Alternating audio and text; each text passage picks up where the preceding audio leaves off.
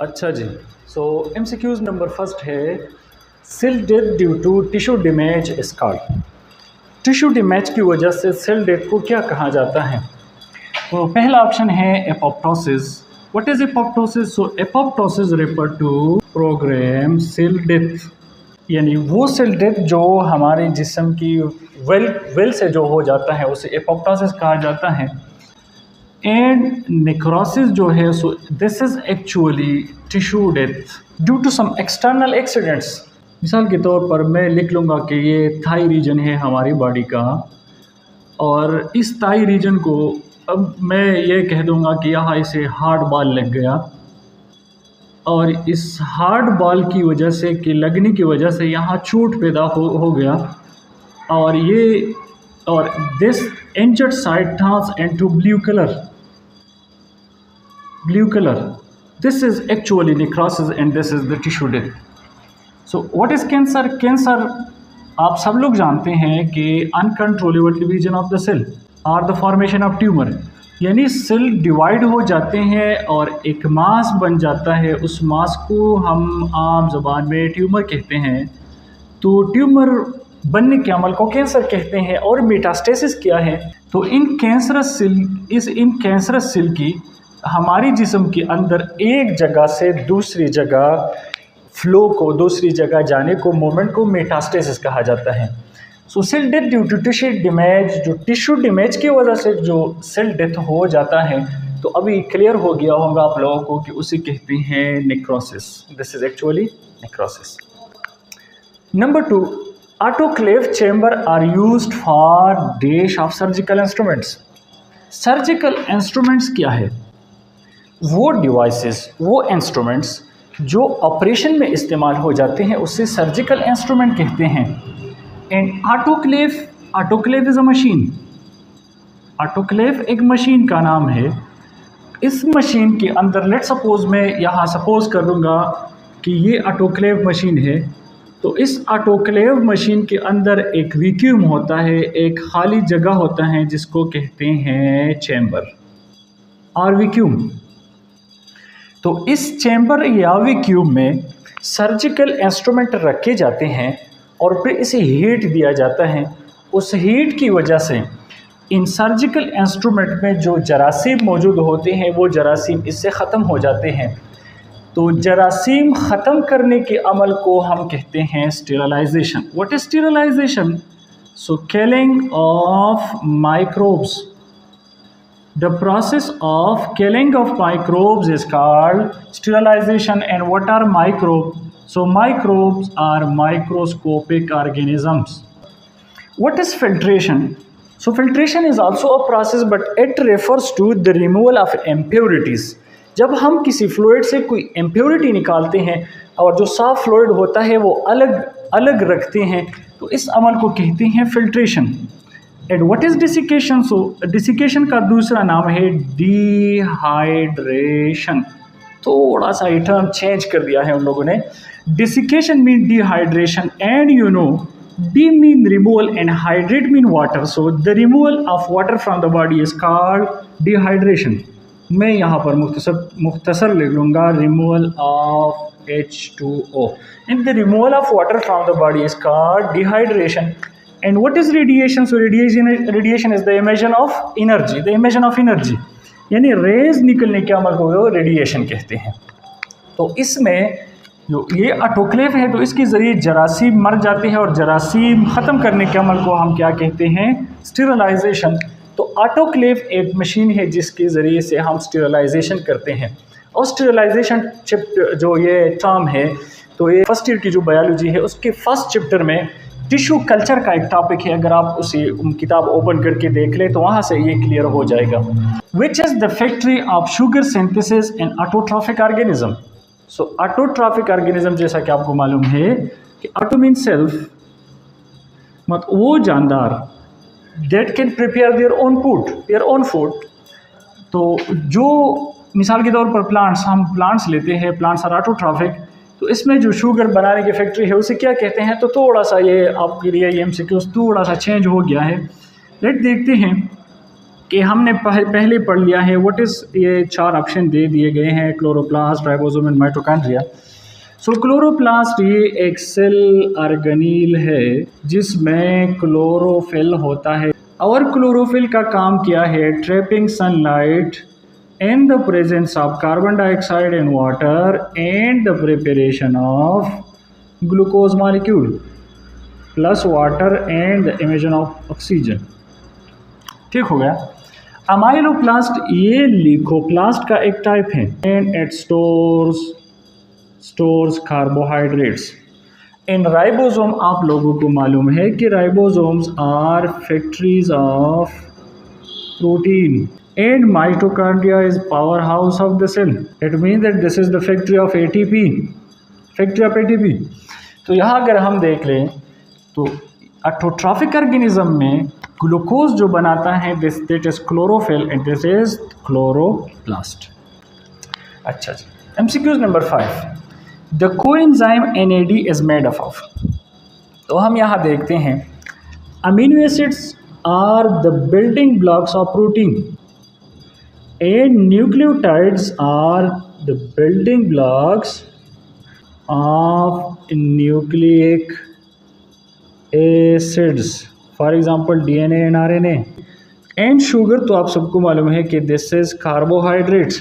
तो भाई एक ऑप्शन रह गया कि कोएंजाइम NAD जो है these are विटामिन C। क्या है, विटामिन C। ठीक है। अच्छा जी, MCQs number 6, storage disease due to the deficiency of enzyme N। storage disease takes place due to the deficiency of storage disease। तो पहला ऑप्शन है लाइसोसोम। तो देखिए लाइज इज एन एंजाइम, और इस एंजाइम का काम ये है the break down of chemical bonding. मिसाल के तौर पर कि कार्बन कार्बन के दरमियान बॉन्ड मौजूद है, तो इस लाइएज एंजाइम का काम है कार्बन कार्बन के दरमियान बॉन्ड तोड़ देना, या कार्बन ऑक्सीजन के दरमियान बॉन्ड मौजूद है तो इस लाइएज का काम है कार्बन ऑक्सीजन के दरमियान बॉन्ड तोड़ देना। ठीक है। लाइपेज एंजाइम जो है these are responsible for the digestion of lipids, and mostly found in pancreatic juice plus bile। ठीक है जी। amylase is also an enzyme and this amylase is found in saliva and this is responsible for the digestion of carbohydrates। तो भाई एक option रह गया कि storage disease enzyme की deficiency की वजह से तो हो जाती है, लेकिन किस चीज़ में हो जाता है, सो दिस इज लाइसोसोम। अच्छा जी, MCQs number 7, the function of nucleolus is to form. Nucleolus का फंक्शन क्या है, सो व्हाट इज न्यूक्लियोलस। अगर हम न्यूक्लियस का स्ट्रक्चर देख लें तो न्यूक्लियस के अंदर एक स्फेरिकल बॉडी मौजूद है और इस स्फेरिकल बॉडी का नाम है न्यूक्लियोलस।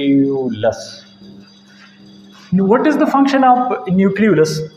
सो इस न्यूक्लियस का जो ये बैरूनी कवर है, इस कवर को कहते हैं न्यूक्लियर एनवलप।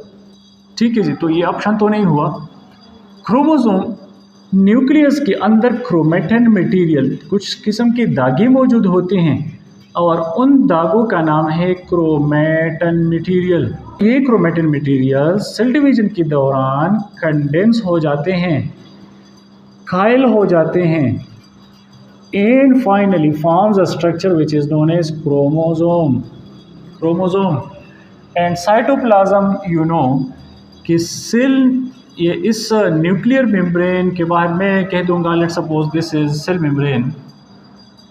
तो इस सेल मेम्ब्रेन और न्यूक्लियर मेम्ब्रेन के दरमियान जो यहाँ पर जो फ्लूइड पाए जाते हैं दिस इज साइटोप्लाज्म। तो अब देखें भाई, न्यूक्लियोलस का काम न्यूक्लियर एनवलप बनाना नहीं है, क्रोमोसोम क्रोमेटिन मटेरियल से बन जाते हैं, साइटोप्लाज्म न्यूक्लियस के बाहर मौजूद होते हैं। तो the right option is ribosomal RNA, और इस वजह से न्यूक्लियोलस को राइबोसोम्स की फैक्ट्री भी कहते हैं, द फैक्ट्री ऑफ राइबोसोम भी के नाम से भी इसे याद किया जाता है। rRNA, so R का मतलब है ribosomal RNA. It means that nucleolus forms ribosomes. MCQs number 8. A shallow groove and cerebrum is called dash and deep groove is called dash. देखते हैं. Let's suppose that this is the structure of cerebrum. तो यहाँ आप देखिए, यहाँ पर छोटे छोटे कट मौजूद हैं. इस छोटे कट को कहते हैं सल्कस, और सल्कस का प्लूरल जो है वो है सल्साई.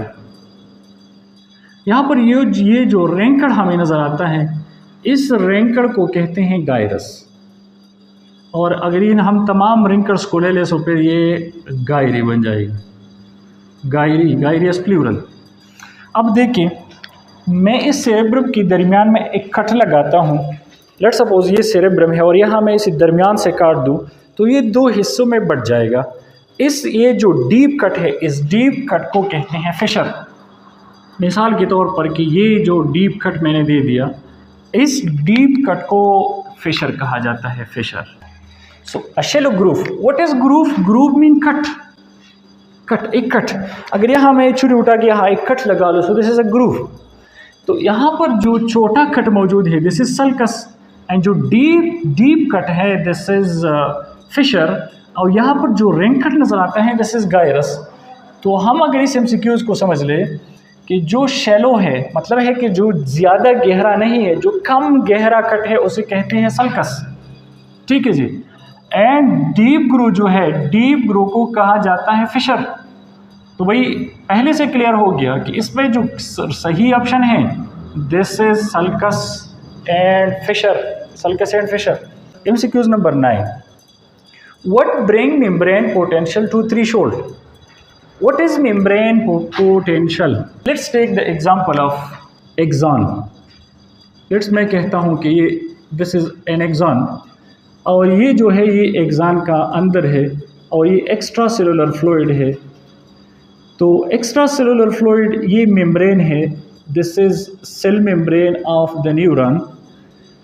तो यहाँ पर चार्जेस मौजूद होते हैं. नॉर्मली जब मेम्ब्रेन पोलराइज होता है तो यहाँ पर पॉजिटिव चार्ज होता है, और यहाँ अंदर जो है negatively charge molecules and ion मौजूद होते हैं. Potential mean capacity. तो इस मेम्ब्रेन में ये चार्जेस पाए जाते हैं.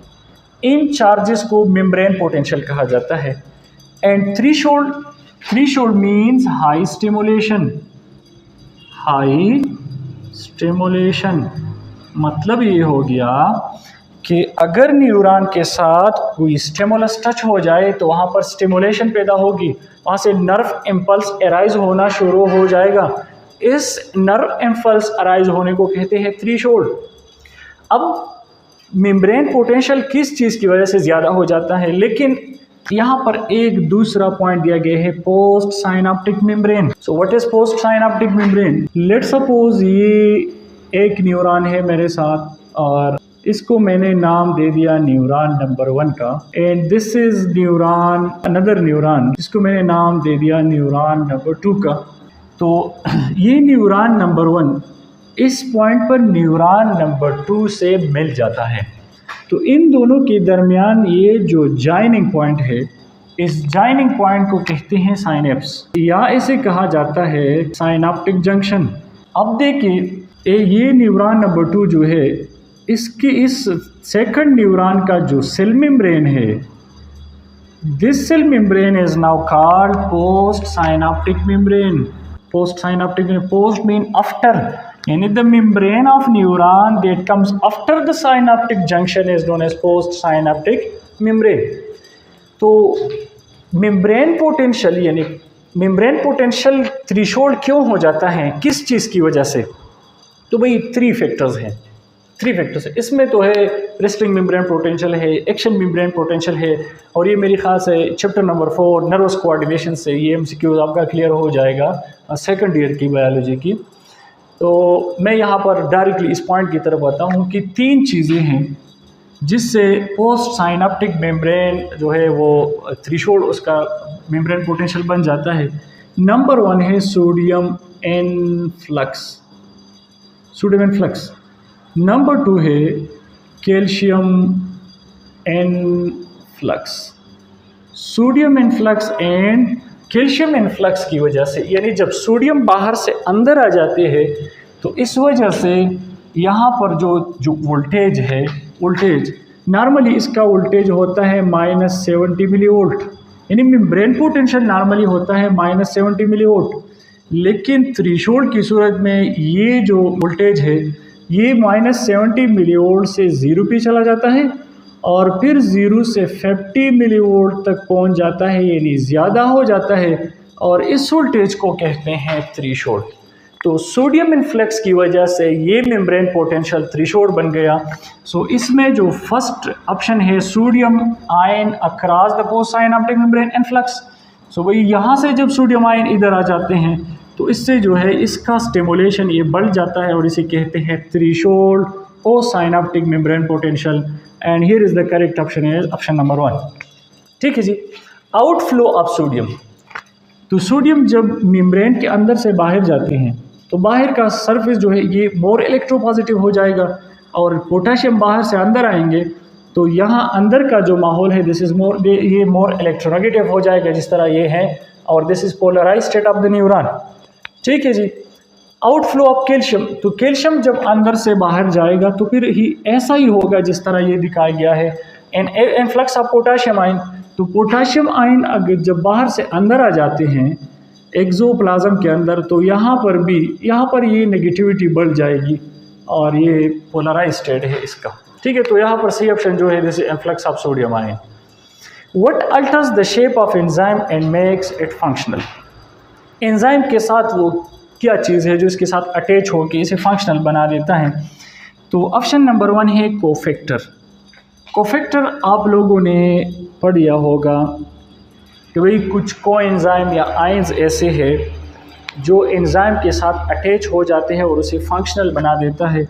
उसमें मुख्तलिफ़ किस्म के आयंस भी शामिल है और प्रोस्थेटिक ग्रुप भी शामिल है। अदर एंजाइम, तो दूसरा एंजाइम जब इसके साथ एक एंजाइम के साथ मिल जाता है या तो उस एंजाइम का फंक्शन इंक्रीज करेगा या उसका फंक्शन डिक्रीज करेगा। प्रोटीन्स, तो एंजाइम तो है ही प्रोटीन से ही बना है। बोथ ए एंड बी ये भी नहीं हुआ क्योंकि अदर एंजाइम का ऑप्शन यहाँ पर आ ही नहीं सकता। तो भाई यहाँ पर जो सही जवाब है this is option number 1। MCQs number 11, which of the following is known as the vessels of vessel. Vessel of vessel किस चीज़ को कहा जाता है। Let suppose that this is a blood vessel. So blood vessel की 3 walls होते हैं। First जो लेयर है आउटर जो लेयर है this is known as tunica externa. जो मिडल लेयर है इसे कहा जाता है ट्यूनिका मीडिया और जो इनर लेयर है दिस इज ट्यूनिका इंटरना। तो देखिए tunica media, tunica externa and tunica interna, ये तीनों तो गलत ऑप्शन है क्योंकि ये तो ब्लड वेजल्स की वॉल है। तो अब वेजल ऑफ द वेजल किस चीज़ को कहा जाता है। तो देखिए इस ब्लड वेजल के ल्यूमन से एक छोटा सा आर्टरी एराइज हो जाता है जो इस ट्यूनिका मीडिया और एक्सटर्ना इंटरना को ब्लड प्रोवाइड करता है। इस वेजल्स को कहा जाता है vessel of the vessel and the anatomical नाम of this is vasa vasorum. So this is the correct option.